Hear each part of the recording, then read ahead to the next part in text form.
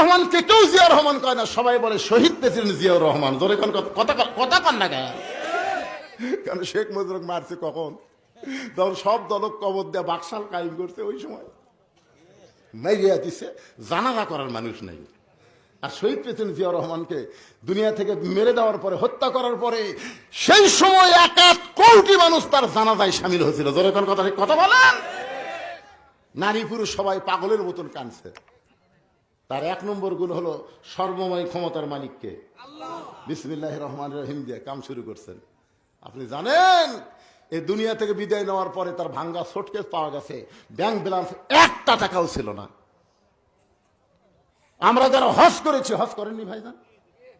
এখানে যারা হজ করছেন তারা আরাফার ময়দানে গেলে দেখবেন হাজার হাজার গাছ আছে। যে মরুভূমির মধ্যে কোনো গাছ বাঁচে না, সেই মরুভূমিতে জিয়াউর রহমান জাহাজে করে নিমের গাছ নিয়ে গিয়ে লাগাইছে।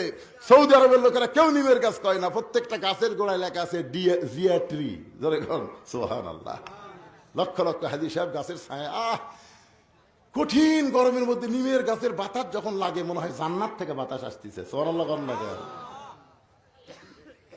আল্লাহর বান্দার এই জন্য সবাই কোরআনের পক্ষে স্লোগান দেন। যে দল করেন অসুবিধা নেই, যতক্ষণ মসজিদের মধ্যে থাকবো আমরা কয় দল, কোরআনের মাহফিলে যতক্ষণ থাকবো ততক্ষণ কয় দল।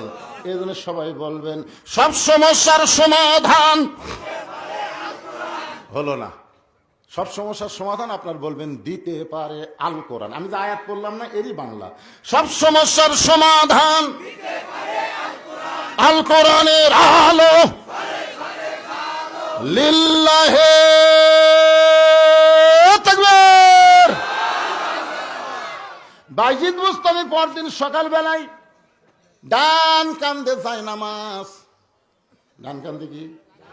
ডান বুকের উপর কোরআন শরীফ এরকম চাপে ধরছে। আপনার কোনদিন ধরছেন?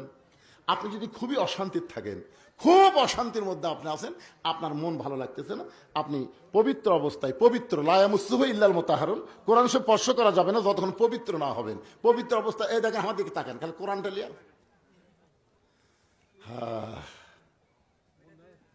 কি ধরছেন কোনদিন? এই যে ছোটবেলায় পেশাব করবার গেলে যাবেন, মাদ্রাসায় যাবেন, এই মাদ্রাসার একটা বাচ্চার পেশাব করা দেখলো আপনার সওয়াব আছে। দেখেন দেখেন কিভাবে পেশাব করে। আমার আব্দুল্লাহ, মাদ্রাসার আব্দুল্লাহ, আমি মাদ্রাসার মত আমি করলাম ভাই এর যে কাজ ধরছে সিরাপ খেলেন। না হুজুর এটা আসল কাজ নয়। তো বলে কি কাজ? কয় বার হোক আব্দুল্লাহ পেশাব করে ফানিলে তখন 12 লোকের কাজ লুকে। কয় হুজুর আমি পেশাব হওয়ার পরে মনে হচ্ছে আছে, আমার মনে হচ্ছে ললের মধ্যে হয়তো আটকে আছে।